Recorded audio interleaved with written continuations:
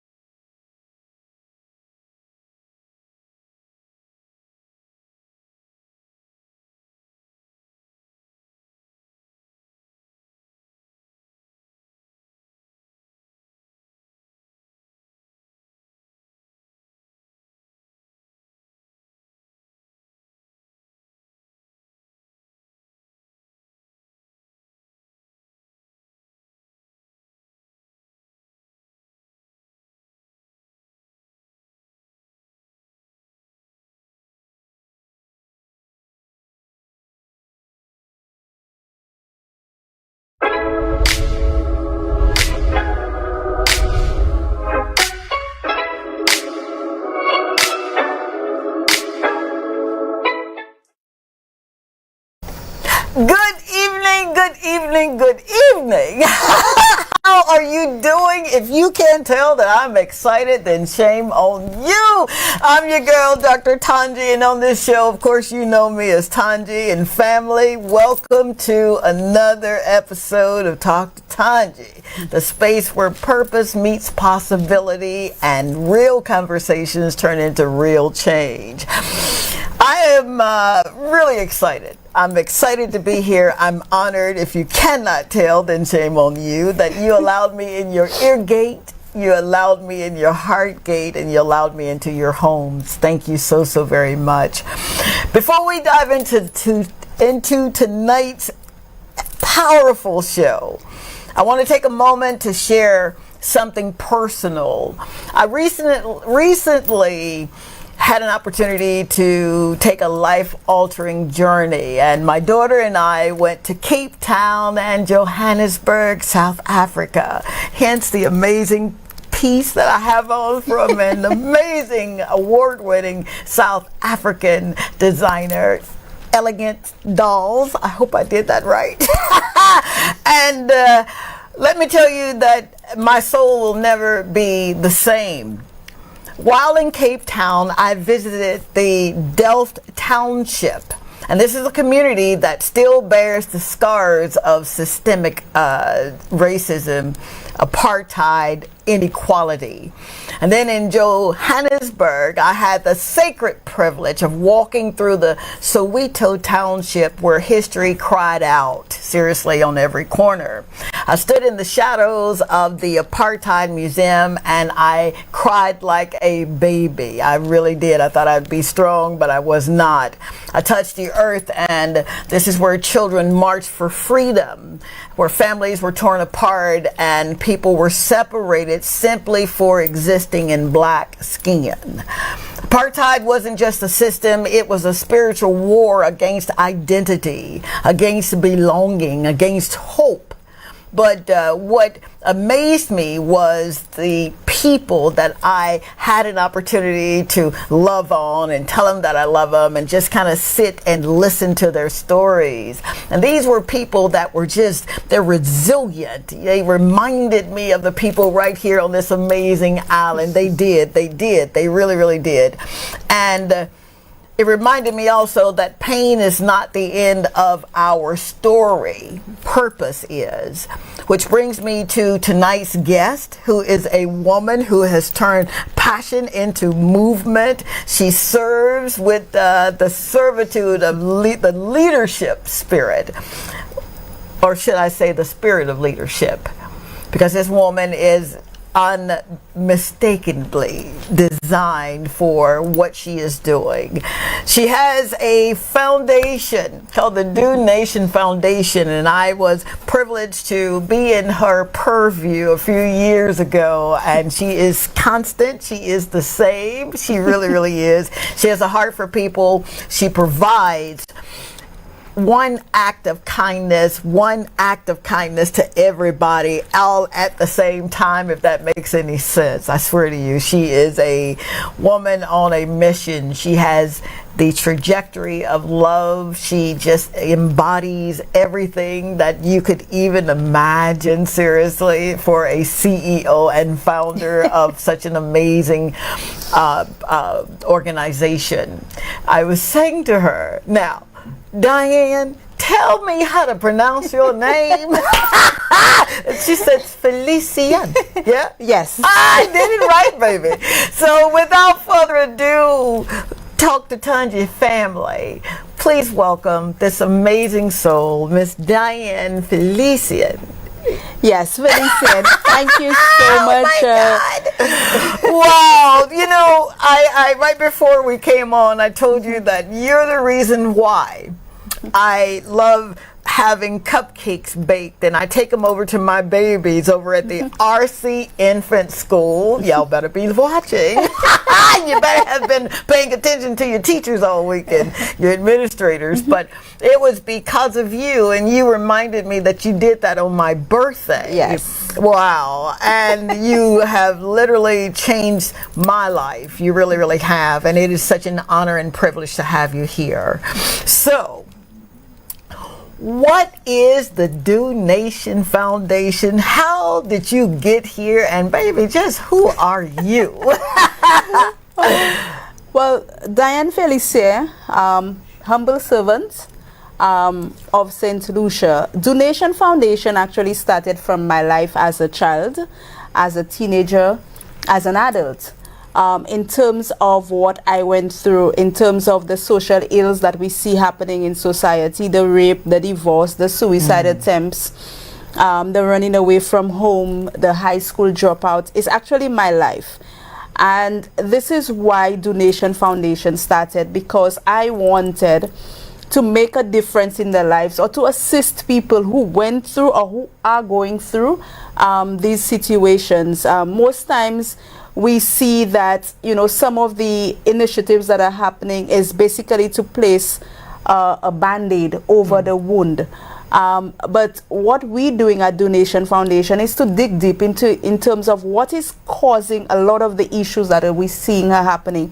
What is causing the poverty? What is causing the rape? What is causing the divorce? How can we make a difference to assist young people, or to assist not just young people, but the grown-up people? How could we assist them, or basically to help them along this journey? Because we cannot save everybody. However, we can assist people who are going through the situation and to guide them. And most times you have people who tend to understand and who tend to get connected to people who can say, I have been there. And I am proud because that is the product of where I'm coming from, to say that I have been there. I understand. I know how you're feeling, and that is what DO-NATION Foundation is about, and to basically see how we can collaborate and make a difference in St. Lucia. Wow. My Lord, you are doing it, and you're doing it in volumes. You really, really are. What is your why? You told me what you do, but why do you do it? Why is it necessary for you to want to hold someone else's ladder? Why? What's your why? My why is, you know, in my life, I did have, or I continue to have people hold my ladder. And my why is that I want to assist people who are going through the situations, to let them know that there is hope. Where you come from does not determine where you're heading. And that is my why for DO-NATION Foundation. And that is my why for everything that we do, not just in St. Lucia, in the region and internationally, to show people that there is hope. There are people who love. There are people that, despite whatever you may have gone through in your life, it can be turned around. Ooh, St. Lucia. Oh my God, you guys are in for a treat this evening. We just getting started.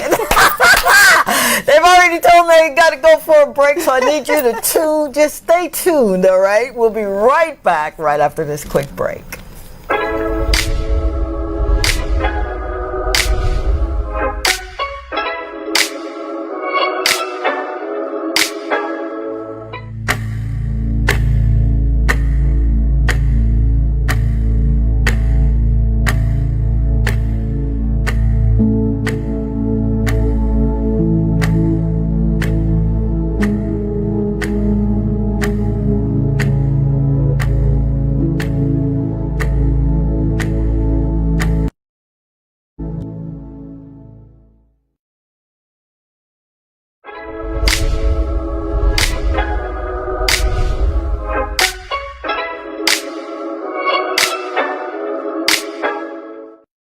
We are back. Thank you again so very much. We are live on TikTok. Thank you, TikTok family, for tuning in to us. I am so excited that you're here. I love you. I really, really do. She does too. All right, now, I've got some specific stories here. You know, I did a little homework on you, lady. You've got volumes of information out there, and your heart is so big. It really, really is. In particular, I read that the bread bag that changed the family. Do you remember that? You remember that?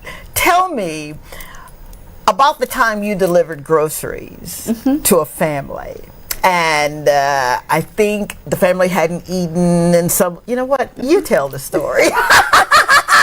Tell me about that time. Yes, there was a time, you know, that there was a family who hadn't eaten. They had not have lunch. They were basically thinking of what they were going to have for lunch. And they reached out, and I was like, we don't have anything within the organization right now. So what I did basically was to put a message in the WhatsApp group for all our volunteers. And I said, I need to, or we need to feed a family urgently. They need gas, they need groceries. We need to feed a family urgently. And what happened is that, you know, we said whatever you have, it could be a packet of lentils, it could be a pound of flour, a tin of tuna fish, whatever you have, we would like to get it. And we actually got a hamper within the volunteers, and we were able not just to deliver a hamper, but to deliver a hamper along with a tank of gas so that that family can have lunch. You know. Yes. And of course, we didn't know who the family was. No way. We did not know who we were going to. We just, you know, asked for directions, and we just got there and gave them the tank of gas and the groceries. That's what I'm talking about. Yes. Love and action, baby. Now, Yes. tell me, if you will, I'm telling you, man, I've got specific stories on you tonight. Tell me about the forgotten elderly. I was reading that there was a convalescent home that you had, a person that was living there, and you bought the person supplies. Wow, man, you're incredible. Would you tell me about that story? Normally, when you are on the grounds, you get to learn about a lot of situations. You get to see a lot of things happening. I can remember having a situation on the east coast of the island where we were actually going to deliver some hampers. And when I got there, the only thing I could have done with the hamper on my head is to sit and cry. Because, of course, there was a husband and a wife. They were living in the house together. And they needed more than just the hamper or just the groceries. They needed a home. Because, you know, the condition in which the house was, it was not fit for anyone to be living there. They were basically, yes, the structure of the house was there, but, you know, it was just on the dirt. The toilet and everything was, you know, they were right there. And it was really heartbreaking. And I can remember that incident where I actually sat with the hamper on my head and just started crying. And one of the things that really stands out in terms of us helping the elderly is that most times either they don't have children or they don't have the family support to take care of them. So one of the things that we do, and we work closely with the Sustainable Development Goals, and that's leave no one behind, irrespective of who they are.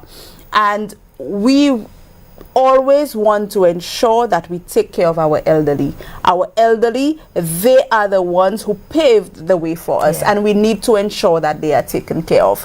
And there are so many other situations where, you know, we have gone out to help the elderly. We have gone out, you know, to make sure that they have a wheelchair, to ensure that they have the resources or what is needed, medication, what is needed, and we continue to do that. Oh my God. Yes. Oh my God. I'm getting goosebumps here. I really, really am. You really are an So you did your homework. You know I did, girl. I got one more now. I got one more. There was a teen with a backpack dream.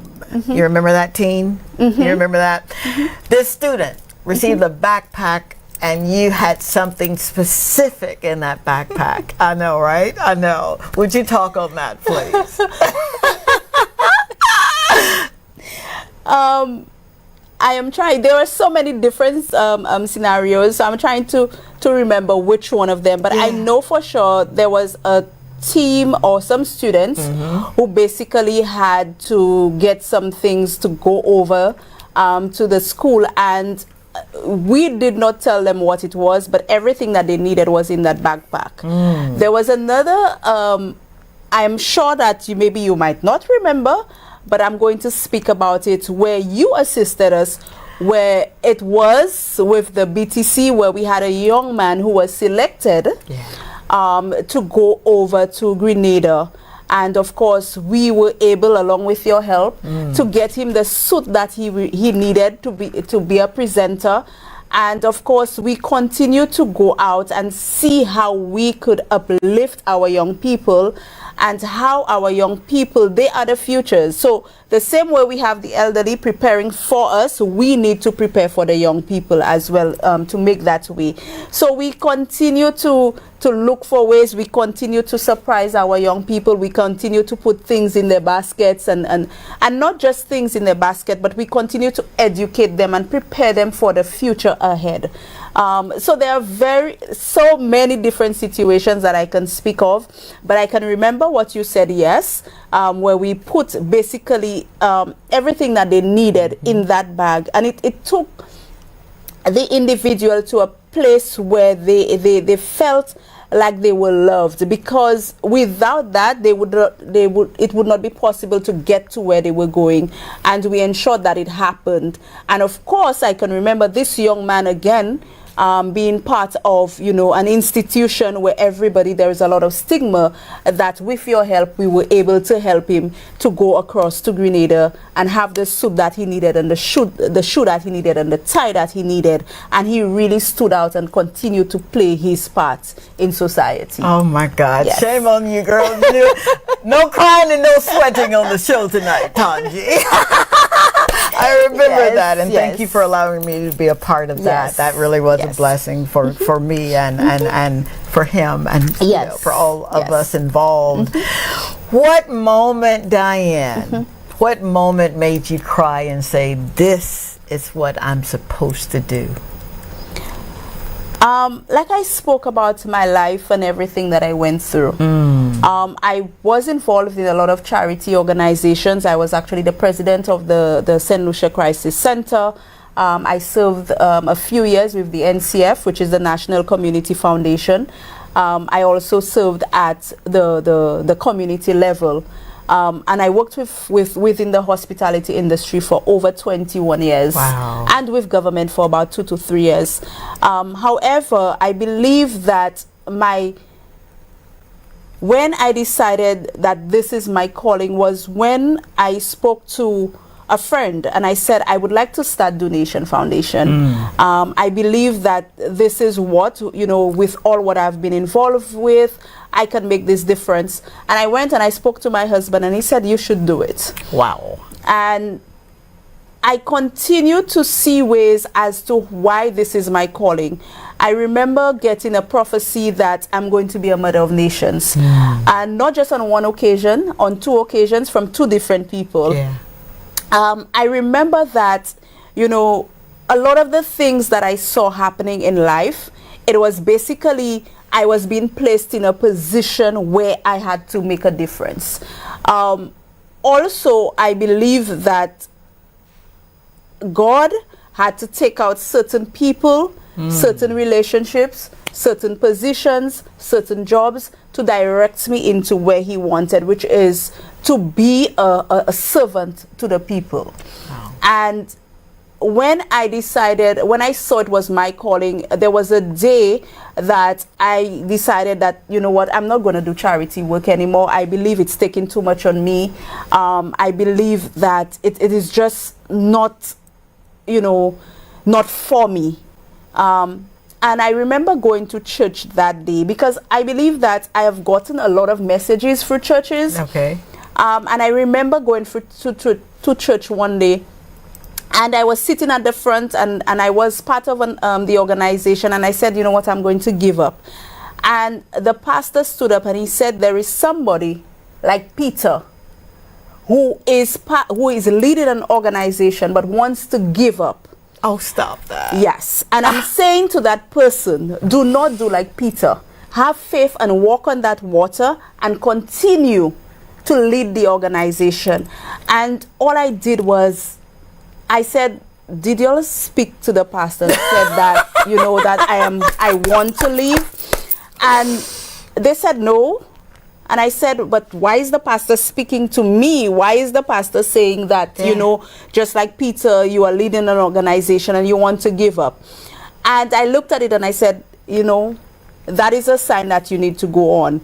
And there was another time again, I went to church, and again, the pastor said, another pastor, he said that there is somebody who loves somebody else more than God himself. And God is going to take that person away from you. Because God needs you to focus on him and what he wants you to do. And that night I lost my dad. Jeez. So I keep on getting the messages directly, either through the church or through song or through people that I meet.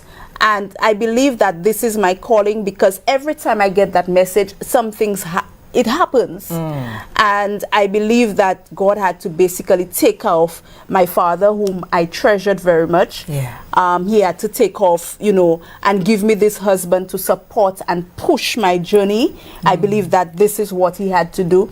I believe that he had to take me off from the hospitality industry so that I can focus on the charity organization and give that 150%. And that is why I know that this is my calling. This is what I am supposed to do. This is what that I was made to be. I believe that all of the situations that I went through was to prepare me for where I am now. Wow. Yes. You know, you said a mouthful. You do know that, right? And I'm listening to you, and I'm just in the crevice of my own mind thinking, compassion costs. It costs you something, right? Yes, it does. Your ability to have that kind of relationship with God is just paramount. It is. And we talked a little bit about having relationship versus religion, and we said it is definitely a relationship that you have. Yes. Would you speak on the spiritual aspect of your giving? Because you don't just give, you are, I called you you have the spirit of leadership, and we understand that the spirit is a realm in and of itself. What is the feeling, for lack of a better word, with what is your perspective? Thank you. Your perspective on your giving in a spiritual realm. You don't just meet a person's need, the basic needs. You give them so much more. Is that part of what you do? Is that a part of your giving aspect, to not just feed the body and the soul, but the spirit as well? I believe that in order to assist somebody, you have to reach them in every single aspect. And that comes spiritually as well. Because sometimes they don't need anything from you physically, but they need that support, that emotional support, that spiritual support, just to get that message across to them and to give them hope. And most times when I go out, even before we start our activities, I always say, Lord, you direct the path. You decide what should happen. I am just leaving it up to you. I'm going to follow you. I'm going to, and you decide what happens. And one of the things that I notice is that a lot of people, they get connected. It's just like, I don't know, but I have been in situations where I am just sitting at a table, and people would say, my mind just told me to just come and have a conversation. And it's not like people that I know. For sure. It's people that I don't know, and they just come and they just have the conversations and they just open up. And I said, why did you choose me to speak to me? And they're like, because my heart, my mind just tell me to just come across and have a conversation with you. And I believe all of that is part of the purpose. It's most times that people look at you and they look at you as maybe somebody of hope, somebody that could help them. And I believe that is something that is not just placed on anybody, but something that God designs, and he has that way of speaking to people. And I believe that he directs certain people in my position, so either I could in my way, so either I could help them, or they can help me achieve what I'm supposed to achieve in terms of helping other people. Oh, Miss Diane, we just getting started. I need to take a quick break, but you are truly transformative. You really, really are. And it is truly an honor to have you sitting right there in this studio.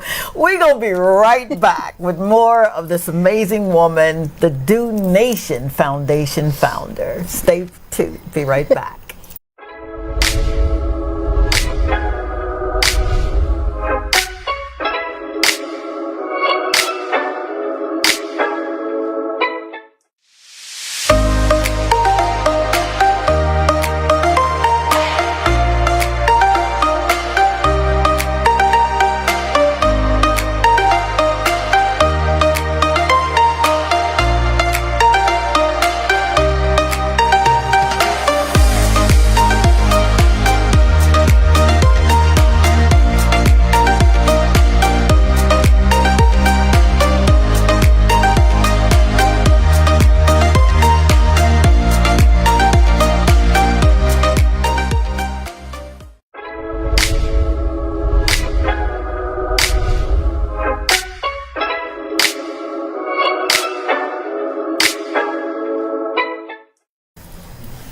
We are back. Thank you so very much for just being here. I was talking to my TikTok family just a second ago and thanking them, and I am truly grateful that you're here. I never ever want to take your being here for granted or lightly. I know that this is Jazz Weekend and you're getting ready for that, and you're getting ready for Mother's Day, so you got a lot going on, and for you to take time to be here with us, thank you.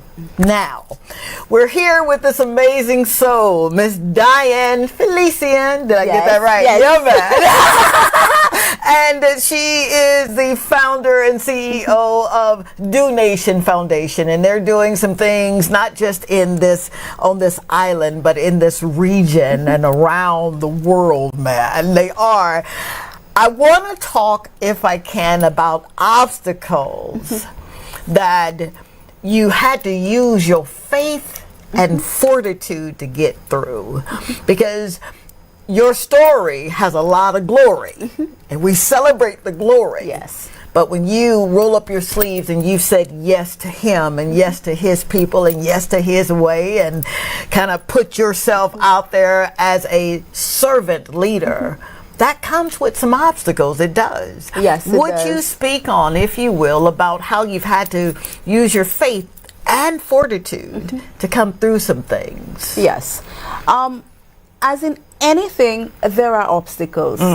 And one of the things some of the things that I had to deal with is how people look at charity organizations, how people look at persons who do charity work, how other organizations or corporate society gaining their trust in terms of assisting for the work that you do, in terms of having a number of hurdles like dealing with people and their attitudes and people not really believing in what you are doing. So like I say, you know, whilst there are obstacles, there is always something to help you go over that hurdle. And the obstacles that I would think that I would face is not one with volunteerism. I think that I have gotten a lot of volunteers. Every single day I get persons wanting to be part of this movement, in terms of persons believing in you and what you are trying to do. You also have people taking advantage of you as well, in terms of your giving, in terms of, you know, your heart, in terms of the way that you look at certain things. People try to take advantage of you, take advantage of the organization, take advantage of the situation that they are in. And these are some of the obstacles that you have to deal with. I believe the biggest obstacle that I have to deal with is that most times when people see you help other people, or people see that you are out there doing things, they look at it that you know, that you have, you know, that you have unlimited resources. For sure. So I think that is one of the biggest obstacle. Gotcha. Is that when you go out there and you do things, and most times you have to go out there and you beg. I call myself a professional beggar. Oh, Connie, you're more than yes, that. because you know, you have to go out there, you have to beg. Yeah. You have to, you know, you have to continue convincing people so that you could get them on board and to understand what you are doing. So I would say these are the challenges that we've had. In terms of getting a home for the foundation, we were very fortunate. So we do have a home for the foundation. In terms of getting recognition, you know, we do get recognized for the work that we do. So I would say that these are some of the obstacles in terms of people taking advantage of you and the organizations, people taking advantage of the situation. And, you know, these are some of the obstacles. But I believe that every obstacle, there is always a way to get over it. Now, sometimes as soon as you get over it, you might get one that's even higher. Yeah. But, you know, you still get ways that you can get over these obstacles. Yes. I absolutely love that. And I definitely know a thing or two about going from faith to faith, to glory to glory. Yes. So I get that. I really, really do. How does St. Lucia, we are, what, 197,000 folk, if that many, right? Our little nation. It's a beautiful nation, by the way. How do St. Lucians show up? And how can we do more? St. Lucians are normally people that are giving. St. Lucians are normally people that like to assist, because we are known for our term we call kudme. And kudme is basically assisting your neighbor. Not expecting anything. It's basically a form of volunteerism. So St. Lucians are known for that. However, what we need to have is to have more families and communities come together. We have seen over the years that our spirit of volunteerism and community is slowly on a decline. But we need to go back to that spirit of assisting or being our neighbor's keeper, or being, going back to it takes a village to raise a child. And I think that what we have done is that we have lost some of it, and we need to basically come back to that. In terms of helping out, you know, it could be, you know, as little as a can of orange juice, or sometimes, you know, we see the what we call the homeless people.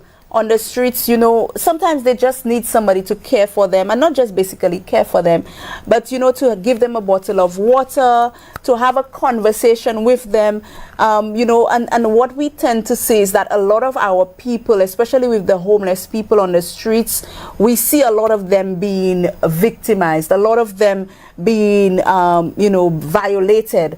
And we as St. Lucians, I believe that we need to come together and see how we could curb that situation on in terms of our homeless on the streets, being injured.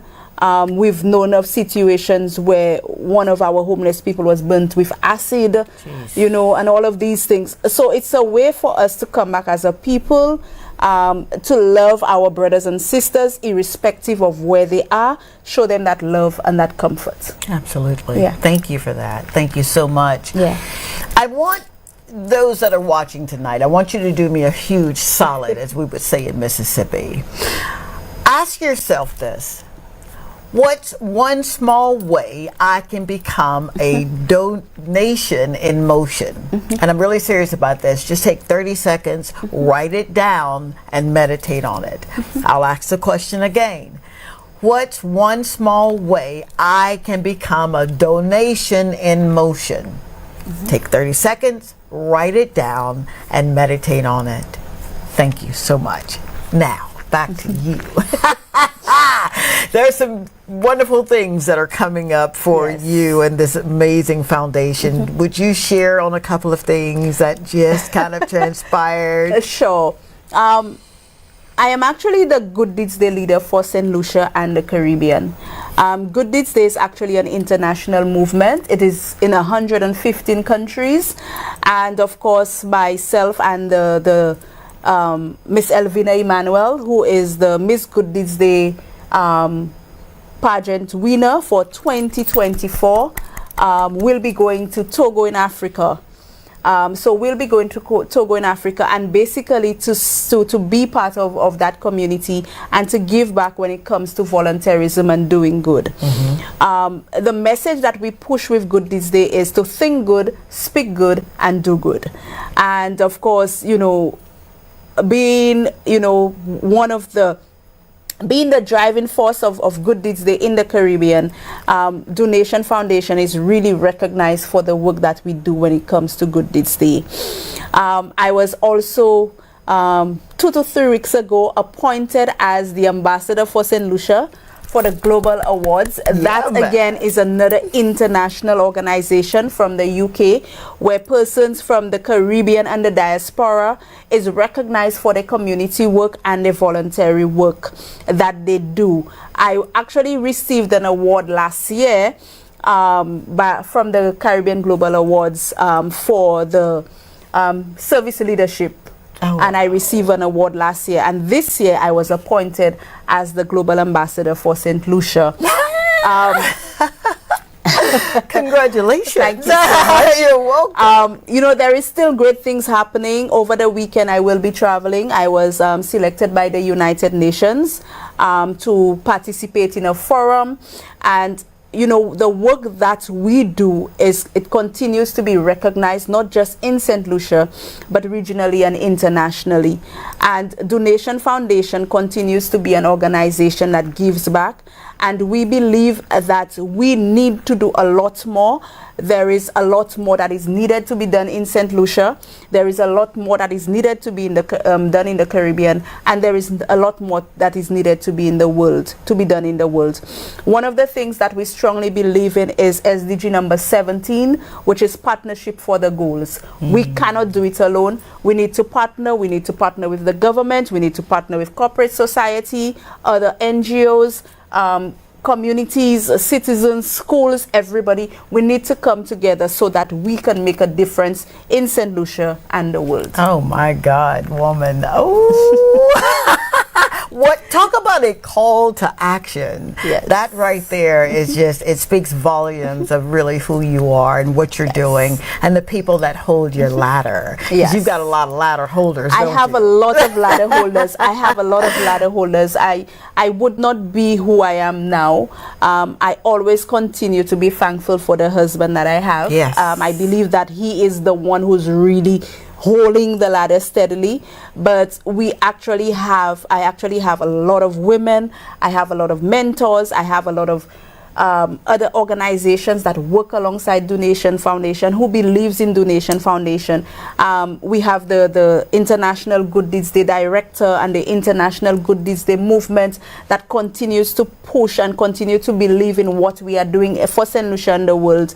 And of course, we have the Global Awards Ambassador Director, who truly believes in the work that I'm doing in St. Lucia, and that is why she selected me to be the ambassador for St. Lucia and of course the wider Caribbean.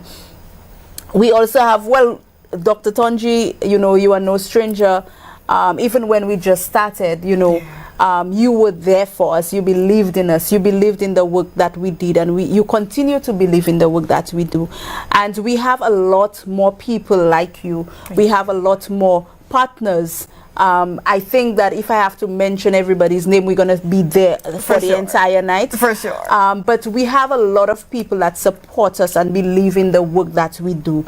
We continue to see an increase in terms of not just collaborations from St. Lucia, but international collaborations, you know, people wanting to work with us at Donation Foundation. We continue to see an increase in the support from corporate society. We continue to see an increase in the support from government, from other organizations, from schools. And we are very grateful for the support, and we continue to push harder because of course there is a lot of work to be done. For sure. Wow. You know, I'm sitting here and I'm just taking these mental notes. Yeah, man, he's about to tell me to take a break. Dadgummit. So right after this, right before this, I want to leave this with you, and then we're going to go to break. Would you please send the name of someone in your community who is quietly serving? Tonight you can honor one person from the Donation team, or even a past volunteer on her behalf. Someone that's worked with this amazing organization and that's doing things in the marketplace. And we'll reach out to them and get them on the air. How about that? Stay tuned. We'll be right back with this incredible soul right here. Be right back.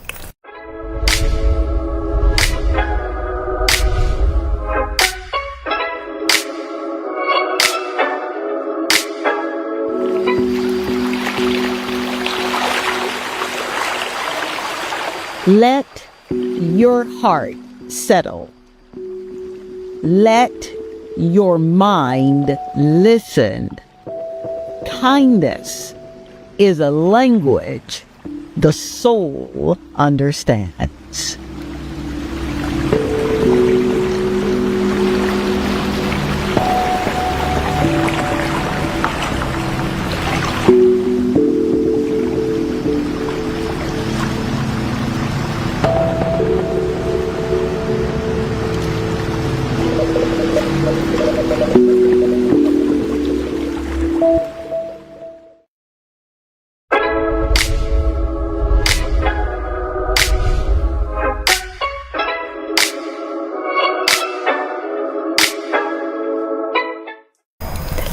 We are back again. I am just bursting from the scenes, man, and I'm so grateful. I truly am. I'm just gonna keep saying it until I turn blue in the face.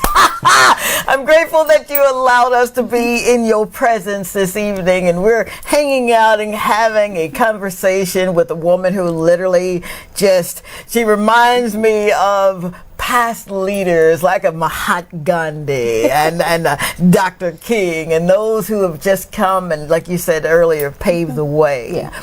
Now, you spoke on your husband, and we talked about him holding the ladder, but you know, to whom much is given, much is required.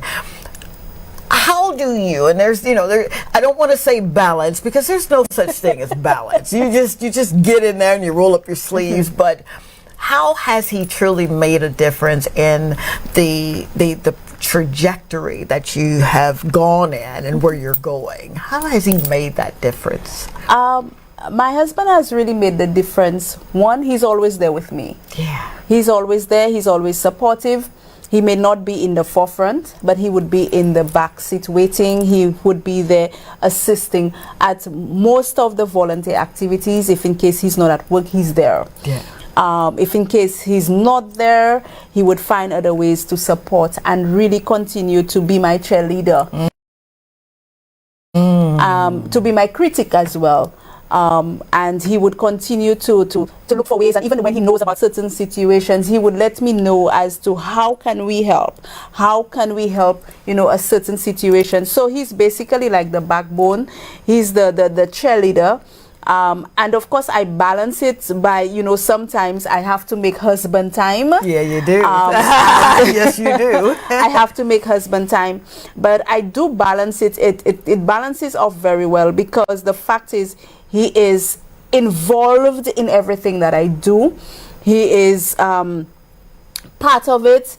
He is normally, you know, involved in the activities. If it's not assisting with the setup, assisting with the breaking down, or assisting in the activity itself. Yeah. There was the activity we had in Viewfort where we were handing off, you know, giving away clothing, and he was part of it. And he was part of it, calling people and say, come and get the clothing, you know, and come and be part, you know, it's free, you could have it.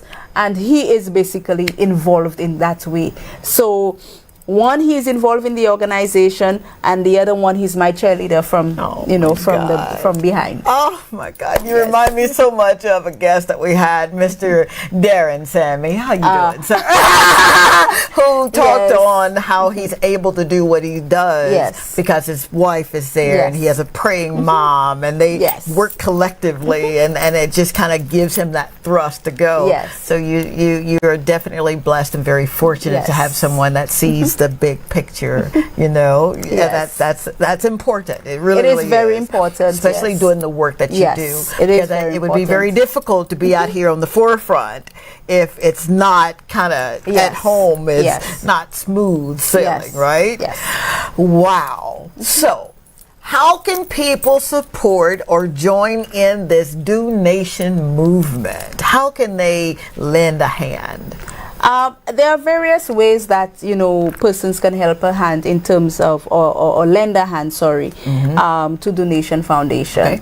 You know, there are persons may say that I'm not able to volunteer, but there are various ways that they can volunteer. There are various services that, you know, they can offer, whether it's online counseling, whether it's, you know, they could volunteer online. They don't have to literally be there in person. Also, they can donate to some of the initiatives that we have. You know, we have the Empower Her, which is an initiative on climate action and gender-based violence. We are working with the young ladies from the vulnerable, from the rural areas, We also have the SWAG initiative, which is the Smart, Worthy, Ambitious Girls. We are working with girls from the age of 9 to 17. So of course we continue to need mentors, we continue to need resources, because again, these are girls from the rural areas, and not just the rural areas, but these are girls who are coming from broken homes, broken families. So we continue to need various kinds of supports. If there are doctors, and there are doctors that can work closely with us, you know, we do have women, we do have girls, we have men as well who need these services, and you know, they can do that as well. We also have the Fathers Rise initiative that is speaking to men. It is working with father figures, or father figures. It could be brothers, uncles, fathers, stepfathers, cousins. It's just men, and what it is that what we have seen is that there is a shift because of our society expectations of men. So we are trying to see how we could get men to come back and take their rightful place when it comes to the home, when it comes to the communities, when it comes to them being the leaders. And we have this initiative. We also have the Engendering Change project. It is a project on gender-based violence, in terms of educating people on the services that are available, on the various forms of gender-based violence. And of course, we have the Good Deeds Day initiative, where we continue to go out to the schools. We have the Little Good Deeds Day Club. We are working with students from the ages of 4 to 14, and that is instilling the values of volunteerism from a tiny age. So we do have these initiatives. We also have, where we give out the hampers, we give out, so many different things, because people needs, it varies from community to community. So we are always in need of something. So it could be by donating groceries, by donating clothes, by donating financial assistance, by sponsoring, any way that they can feel free to do so. We are actually on Instagram, donation_758. We can be contacted there, or we are on Facebook, Donation Foundation. Again, we could be contacted here. Or we could be emailed at donationfoundationslu@gmail.com. So we welcome any support. It doesn't have to be all financial, but it could be whatever services that you could render, whether you're a nurse, a doctor, a teacher, a police officer, a carpenter, a mason, a plumber, whatever you are. We need the services because we continue to help people who have various needs throughout the community. Oh my God, please sign me up. Please sign me up, Diane. However you need me, I am there, and I mean that. And you hear that, right? So you're my litmus test, and I said it. You heard that right, TikTok. I am so serious. Wow. Tonight we've seen what it looks like when compassion becomes a calling. Yes. Diane Felicion. Yes. And the Donation Foundation reminds us that purpose is not always grand. It's often a gentle whisper. Yes. To care. In a world that can feel divided and distracted, let us be the ones who return to the basics, feeding the hungry. Yes. Uplifting the low, and loving our neighbors as we love ourselves. You do not need a platform to make an impact. All you need is a willing heart. Yes. And open hands. Be the miracle in someone else's story. Be a donation in motion. Right? Yes. All right, my lovely. What would you like to see? What would you like to see your legacy be? You're doing some amazing things in the marketplace. You're shifting minds. You're changing people's lives. You are. What does Diane want to see next? What I want to see is a better world. And one of the things that I believe in is succession planning. I want to see the work that I'm doing now continue even when I've gone through the great beyond. So what I am basically doing is grooming leaders like myself, young people, to take over when I am no longer available on this earth. And this is what I would like to see, a better world. Yeah. And of course the work of Donation Foundation continuing even when I'm gone. Wow. So that is what I am working towards. He's standing there saying break time. Dadgummit. I love him though. I do, Mr. Kendrick Williams. You're doing it, baby. We'll be right back with closing remarks. I hope that this show has inspired you in some kind of way to take action. Again, you don't need a platform to get busy. You just need open hands. You really, really do. So stay tuned. We'll be right back.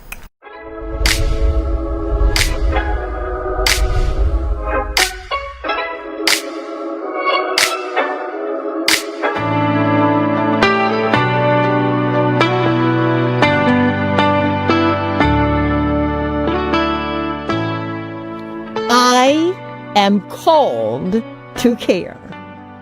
I am called to give. I am called to love. Without condition, without limits.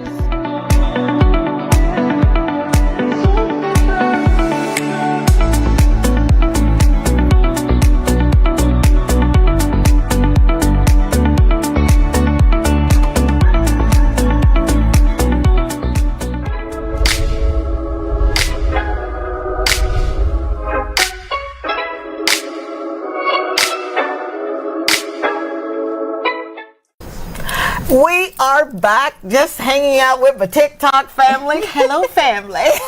My DVS family, and all of those who are tuning in to hear a remarkable story come to life. I cannot say enough about this woman, what she means not only to me, but everyone that she comes in contact with. It's not easy, you know, when you're just kind of going about your business, just taking care of your business, right? And then God taps you on the shoulder and says, "Are you ready?" Yes. And you're like, huh? Yes. So with that responsibility comes me time. And oftentimes we get so wrapped up in the service that we forget that we're part of the story too. Yes. What is it that you like to do when you're not out with hampers on your head and groceries in your bag and words of wisdom to those who are in need of that? What is it that Diane likes to do? I like to travel. I consider myself to be one. Whenever I'm on island, I don't stop. So in order for me to get a break, I like to travel. I like to go, you know, watch the sunset, sit by the beach, meditate, and just take in nature. And that is basically what I enjoy doing, in terms of taking in nature, relaxing, watching some television. Yeah. But basically, this is what I like to do when it comes to the me time. Yeah. And normally I might say there is a me time, and you know, any call, anything that I get, there's no more me time. Yeah. But as much as possible, I try to take the me time. That's what I'm Yes. talking about. Yeah, man. Because that's really, really Yes. important. Oh, my God. I have truly gleaned from you. I'm sitting here like a little kid, man, all smiles, but just writing in the crevices of my mind, how can I be a better person? Because that is what you do. You just come in and you shift the atmosphere in a room, and you make people want to do more and be more. Yeah. And for that, I am eternally grateful. Thank you so much for just saying yes to the call. Yes. Thank you for every tear you cried. Thank you for every sigh. Thank you for every time you got on your knees and asked, "Why, Lord?" Yes. Thank you so much for being the best part of this incredible island that I get to call home. Thank you so, so very much. You truly are a blessing. You are. Family, that's the show. I have truly enjoyed it being here. I am tickled pink. Until next time, I need you to keep moving forward, keep living on purpose, okay? And remember, your compassion is someone else's answered prayer. Thank you, Linda, for being so incredibly generous, for creating a space where stories can be told, and people that ordinarily wouldn't have a spotlight got a chance to be in the spotlight. How about that? Good night to my Bun Bun. Good night, Kaden and Kendrick and Idris. Good night, Fran, Tron, and what's my other child? Morgan. Until next time, the Lord say the same and the creek don't rise. I love you. Be the difference in someone else's life. Thank you. Good night. Good night, TikTok.